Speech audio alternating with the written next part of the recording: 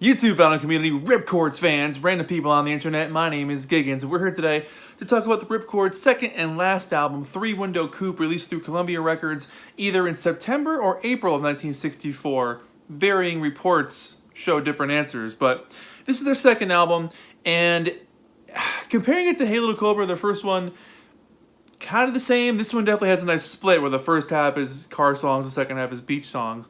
And there's less Bruce on it vocally. Terry takes up most of this thing, but let's talk about the history of the Ripcords really quickly, really briefly. The Ripcords started out as a band called The Opposites. Ernie Bringus and Phil Stewart were the two original members who were also on this album as well.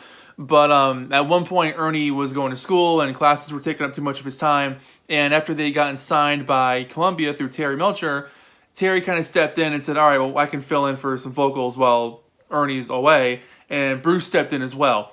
And that kind of helped form the sound of the Ripcords vocally, which is a super undeniable sound. It's just that like instantly recognizable hot rod sound of the early 60s that isn't the Beach Boys. Whenever you hear a different song that's not a Beach Boys car song, you kind of think of the Ripcords or the Hondells or somebody like that. So it's a really great sound. And what's really cool about this too is like because of that, you know, you got Bruce and Terry who were always doing something. They were always busy. But then working with this group, it's just funny how concurrent they were with the Beach Boys. I mean, definitely the Beach Boys at this point when this album was released, you know, the Beach Boys were working on like All Summer Long and that kind of stuff. So they were a little bit further past what they were doing with the car stuff. But the car stuff was still super popular. It was definitely, you know, a very marketable thing at that point. But the great thing about this is, while Bruce and Terry don't show up in the credits as members of the band, they do show up as producers. So, produced by Terry Melcher and Bruce Johnston, and the music is done by the Wrecking Crew. So it's kind of like the RC Cola of Beach Boys, if you want, or the Equate version, or you know, whatever sort of whatever you want to go with it. But it's a great little fun album. What's also really cool is that they added two other guys to the band, Arnie and Rich. And those two guys were the touring version of the band, along with Phil.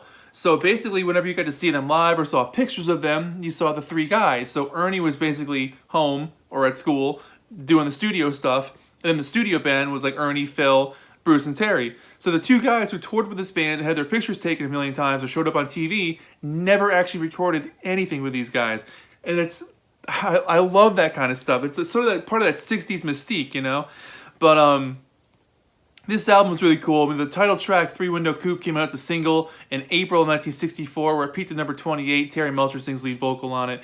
This album in particular, Terry sings 6 vocals almost by himself. He sings one with Ernie, and then Phil and Ernie do a few together as well, which is really cool. But, man, this album's really interesting, because part of it's kind of like really decent, fun, you know, car, hot rod, surf stuff, and then a couple of tracks are absolute magic on this thing that I would really recommend you check it out. So, with that being said, it opens up with 3-Window Coupe, the title track and the lead single from this album, and I love that "eat 'em up and shut 'em down" refrain. What a funny little phrase, but it's not bad. I mean, it's just a little bit of a predictable song. It's got that anybody could write a hot rod song feel to it. It's like, you know, let's talk about the track, let's talk about the wheels burning, let's talk about putting it in gear, let's talk about people looking at it, let's talk about the car being fast. Like, it's got all the marks that make up one of those 60s hot rod songs. So, is it a little like phoning it in? Maybe a little bit, but it's still got some good magic to it, and the vocals are really good. It's a really spirited take, and it's one of those things where, like, even though you've heard this song a million times the second it comes on, it's kind of like, you know what? This was talented. This was talent. It took talent to put this together. So who am I to say anything about it? Bonneville Bonnie. This song's really good, actually. Sort of a Chuck Berry jammer on this one. Phil takes the lead vocal here, and it rocks along really well. The guitars are mixed really hot, and the rapid-paced lead vocals are fun to keep up with. You know, it's definitely one of those out-of-breath kind of things to sing along to, but it's really cool. Definitely worth checking out on this album. Up next is Gas Money, sung by Ernie. And the sax solos on this one are fun, but it's a real piano pounder. Really heavy piano on this one. Good head bob and rocking track. This little Woody, really like this one. Terry sings lead on this one too. The heavily plucked guitar solo was cool. The warm chord changes are nice. It's a really charming sort of delivery. It's a nice little car song. It's not like a big in-your-face song. It's kind of like just a affection for a car you really enjoy having. Hot Rod USA. A fun, upbeat type of song. Terry again sings lead in this one. It mentions the Beach Boys and Jan and Dean, which is kind of cool, so worth picking it up for that. But side one ends with Old Car, made in 52, which is funny because that would have been 12 years old. So a 12-year-old car, it's not that old.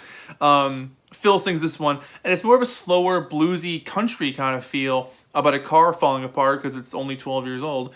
But it's a little, I don't want to use the word drab, but it's just kind of like, it kind of plods along, but it's also really catchy because of that. It sticks in your head, so stylistically it's a nice change.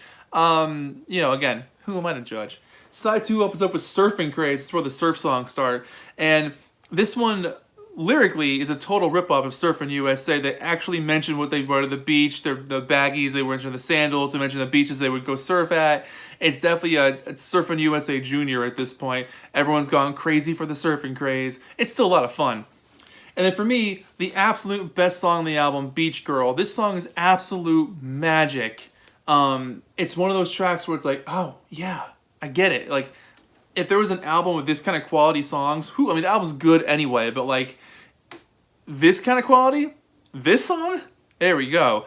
Terry sings this one, and it's a light, breezy, gentle song about the girl on the beach. It's basically Surfer Girl, but in a different, you know, re-envisioning of it, if you will. Great harmonies and emotion, easily the best song on the album, but the chimes on it are excellent. Nice little addition there. Great guitar work. It definitely sounds like something Bruce would have written. It's just got that kind of flavor that he is known for. Oh man, if you hear one song on the album, play Beach Girl. You won't be disappointed. My Big Gun Board. Cool little song, no ground really being struck here, just a song about taking your surfboard and going out surfing. Surf City is a cover of the Jan and Dean song. Terry sings this one, possibly with Phil, and it's a pretty faithful cover, nothing to write home about. Summer USA, this is one of those like, hey, school's out, you know, the entire country's on vacation, let's go have fun because it's 1964 and everything's cool. It's one of those songs. You know, it's cool. But then the last song on the track, on the side 2, is an instrumental by the Wrecking Crew called Big Wednesday. And holy moly, this song shreds. It's an instrumental. It's got that Dick Dale surf guitar that's played expertly. Shimmering, punchy drums from Hal Blaine. This awesome wave-catching feel. The bongos just rip on this thing. It's a hell of a track. It's like a complete 180 from the rest of the album. You're like, whoa, where's this been the whole time? But it's a really great closer. So let me show you the back here. And this still has some of the shrink on it, which is really cool. Here's the track listing. This happens to be a stereo copy, and it's actually got a sticker on the front that says Columbia Special Archive Series, which this is from 1967.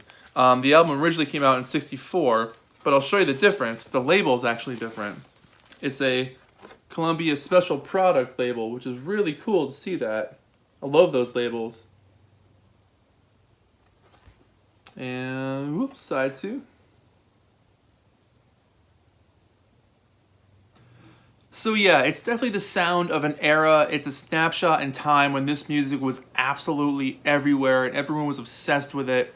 You know, it's funny that this got reissued in 1967 because I feel like it was completely passé at that point. Maybe not for the people who were still really into cars. I mean, people have always been into cars, but you know, maybe this music was definitely something that got reissued because it was just something that needed to be on the shelf to sort of fill that void, you know. But it's a great album. You know, it's well produced. The musicianship is fantastic. Obviously, with the Wrecking Crew on there, the vocals are solid.